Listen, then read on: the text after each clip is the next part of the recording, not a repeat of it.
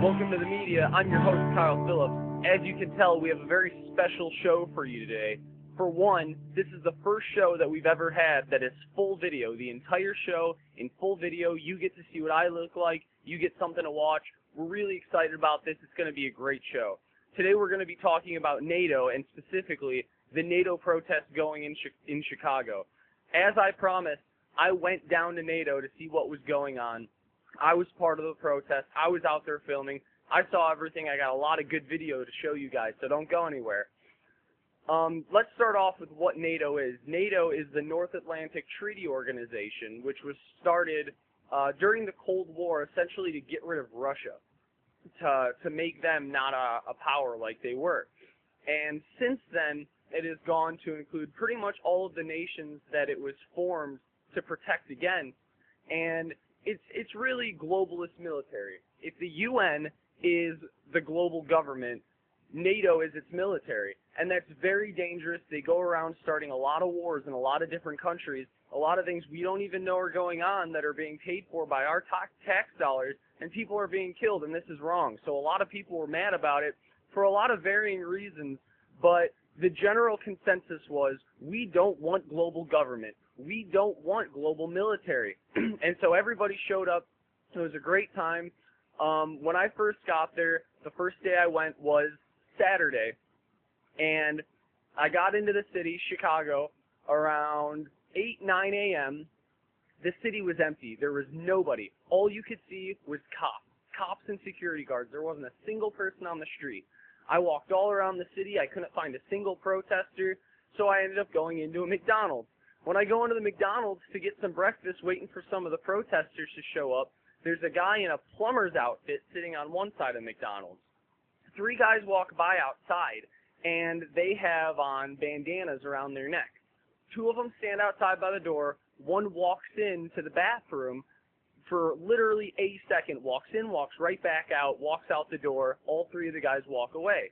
Now, I've seen some of the videos of the G20 and the G8, so I got out of there. As I get out of there, I said something along the lines of, I'm not sticking around here. They probably put a bomb in the bathroom. The guy in the plumbing outfit pulls down his shirt, and he's got a security thing. He was a cop. So I go outside, and I follow these 3 guys in bandanas, and where'd they go? The police station. They were cops, too. Up until about 1 p.m. in Chicago on Saturday, you could not find a single person who was not a security guard or a police officer. But then things changed. I went to Grant Park. I heard there was going to be a protest there around 2 o'clock, and people did show up. First, I met this lady who she was fully employed, working hard. I think she said that she was from Iowa. I can't remember.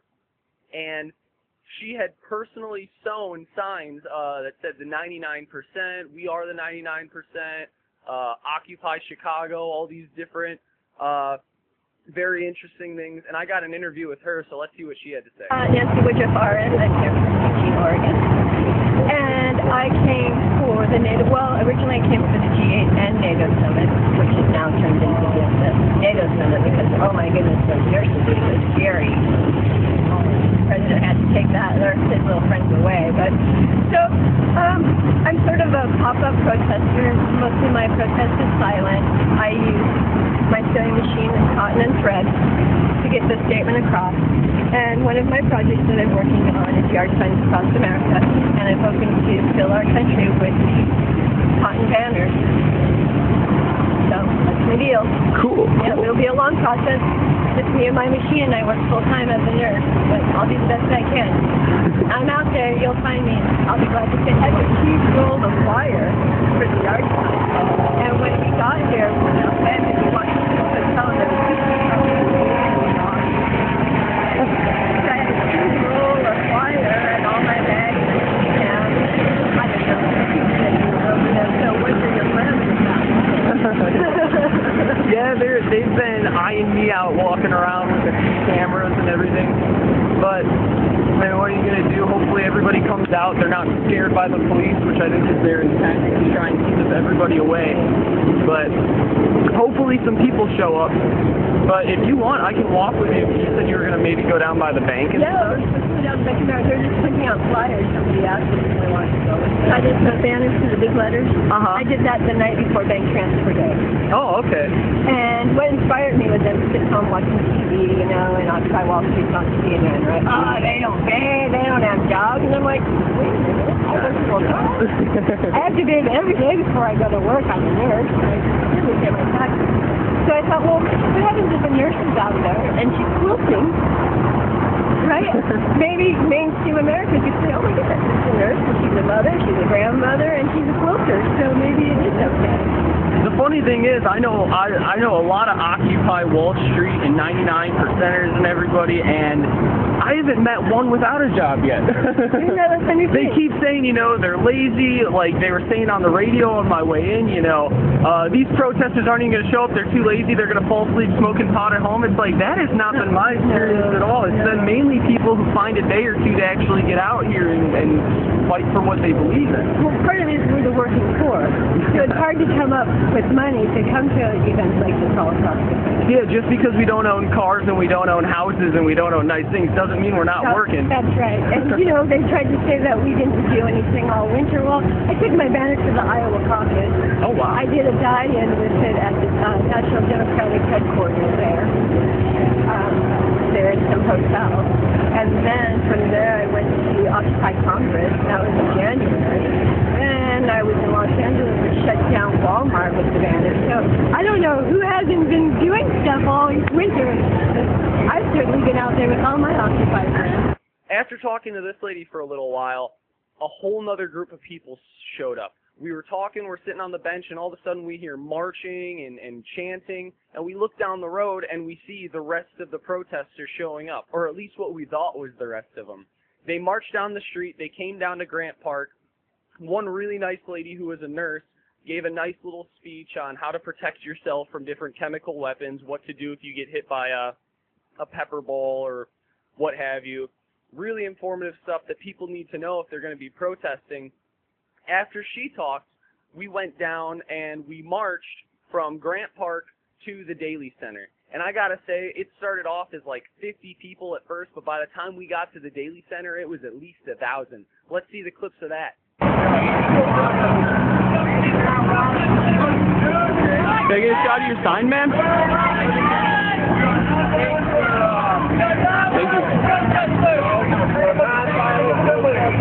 Freedom of speech and assembly! Constitutional liberty! Constitutional liberty! We are Americans! We are Americans! Constitutional liberty! Constitutional liberty! We are doing nothing wrong! We are doing nothing wrong! We are walking in the sunshine! We are walking in the sunshine! So why are we being followed? Why are we being followed? They will not answer us! Carbs are good for the quick first. So if you're vegetarian or vegan, make sure you're getting that through other means, that protein as well. Yep, greens in general are good for iron as well. And then it also means lots of water. So I know it gets really hard to be doing lots of running around and marching and exercising our constitutional rights.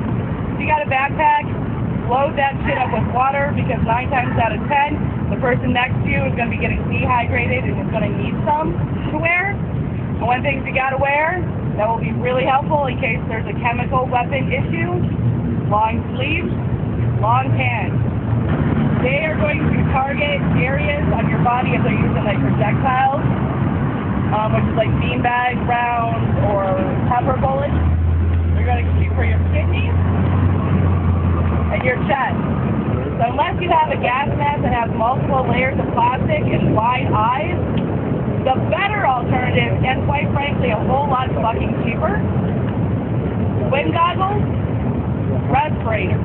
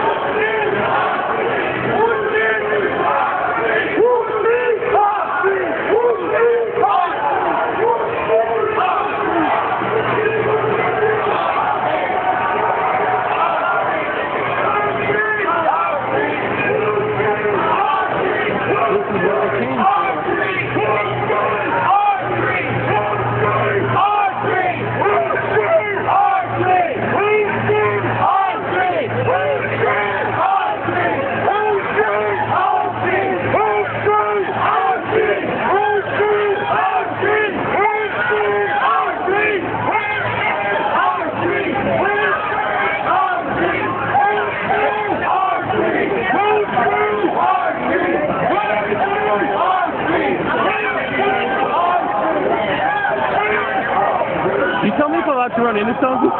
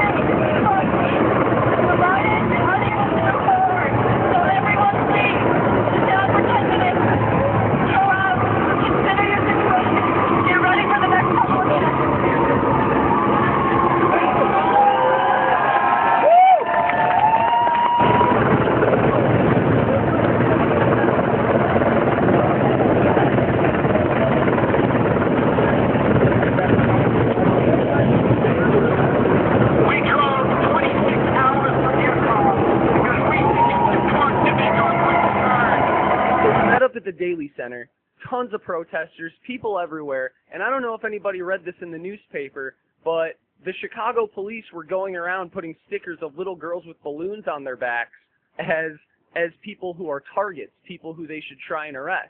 While we were at the Daily Center, there was actually a guy claiming to be a protester walking around putting these stickers on people. So I actually did see that happening. That was a reality done by fake protesters out at this rally. After we sat at the Daily Center for a little while, a few people gave some speeches. We started marching to Michigan Avenue. And I don't know how this started. I don't know who initiated it. They were saying before that we were just going to separate after it was all done. That is not what happened. We went from about 50 people at Grant Park to about 1,000 people at the Daily Center to well over 3,000 people marching down Michigan Avenue, taking the entire street, pushing through a police blockade, and making it all the way down to about 22nd Street. Here's the video of that, and you're going to like it.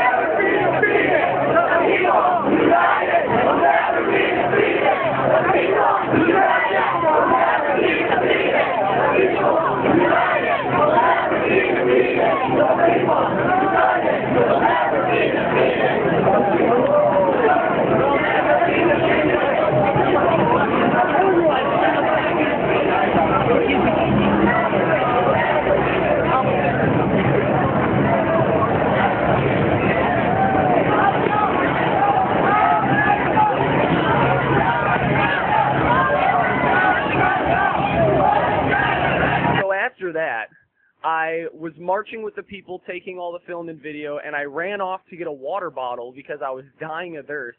About 5 minutes, I come back, everybody was gone. They had been dispersed. So that was my first day. After that, I marched about 15 miles. I was done.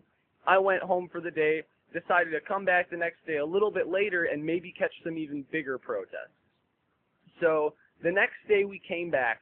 It was about 1 o'clock when we got into the city. We started heading right towards Millennium Park because that's where we heard people were. As I'm walking up to Millennium Park, I already see the protest starting. I pull out my camera as fast as I can and just get into the march and start getting some film. Once again, they marched all the way from the Millennium Grant Park area, all the way down, through the streets, around back up onto Michigan Avenue, and this time it was even bigger. I sat with my camera and just watched as the crowd went by, and the entire line of protesters was about 14 minutes worth of video long. They just kept coming and coming and coming. Thousands and thousands of people. It was amazing. People with different signs, people with different beliefs, everybody there for the same reason, because they don't like NATO and they don't like global government. Let's see a few of those clips, and keep in mind and keep looking. Even though there's that many protesters, look at all the police that we saw. But here's the footage. I think you'll like this too.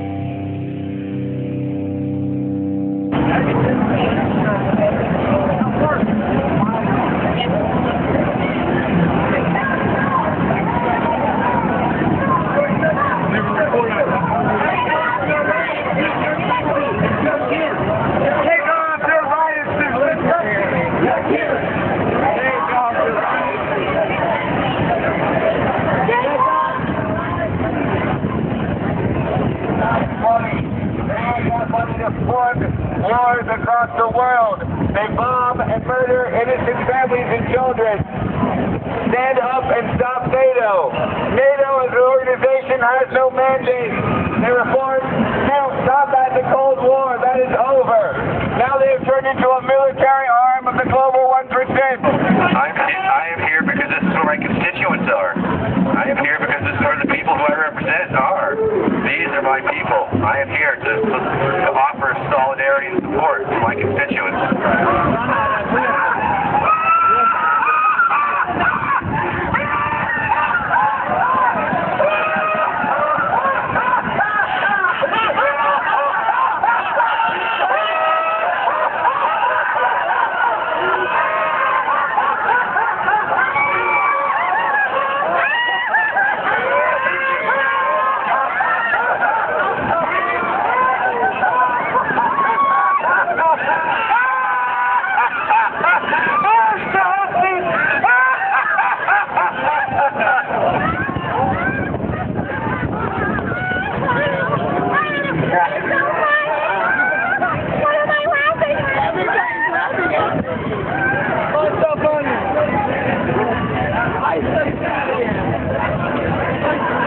Why is everyone so serious?